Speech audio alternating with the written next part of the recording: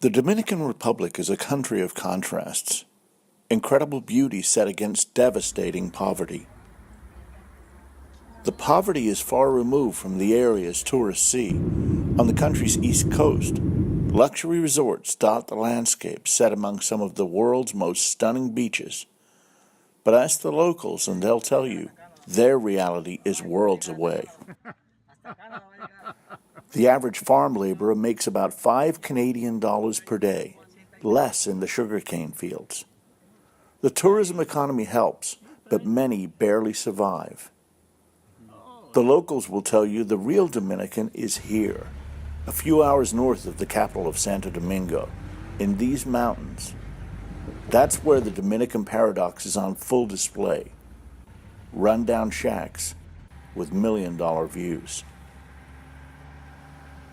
The landscape is stunning, but the most beautiful vistas in the world can't change the fact that these towns are dying for lack of the most basic resource: clean, life-giving water. That's right, it's a basic necessity. They've got to have it for community health. The kids are going to live. This is El Rosalito. You won't find it on a map or even on Google. It's a village perched on top of a mountain, surrounded by several other small communities.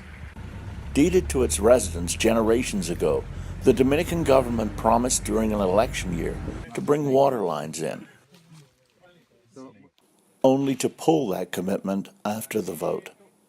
So today, as every day, the men cultivate small plots relying on rainwater to feed their crops, while the women and children walk 4 hours to collect water in gas cans and jugs.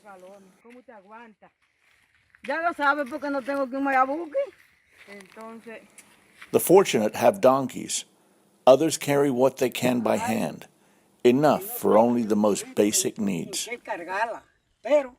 Back in El Rosalito, in the one-room school, the only block building in the village, the teacher explains to our group that the classes are poorly attended because the children have to collect water. Not on this day, though. Everyone has turned out in their best clothes to welcome the group from Canada who might be able to help them. In these mountains, water is life, and access to clean, safe drinking water is everything. 2 hours away on another mountain, Los Martinez is literally a living example of what El Rosalito could be. Donors brought water to this community and turned it into a Garden of Eden. Its residents were able to rise above the poverty that had stunted their growth for years. They were able to irrigate their land and began farming crops to sell. With the money, they built a clinic, built a self-sustaining fish farm, and even a place to worship. And that changed their agriculture 80%. All of a sudden, instead of having one crop a year, they can now 3 or 4, because they've now got 12 months of growing season instead of one season, which is 2 or 3 months long, one rainy season, and that's it. So now they could grow all year long, and a variety of, now they can rotate crops and do lots of things. And so then they could start talking about sending their kids to school, and then they could start improving their houses, expanding their houses, etc. So it enabled them to do things on their own. Jesus loves the little children. So on this day, the residents of El Rosalito are going to get the news they've dreamed of. Their village will not die. They will get clean, safe water. They will have a future.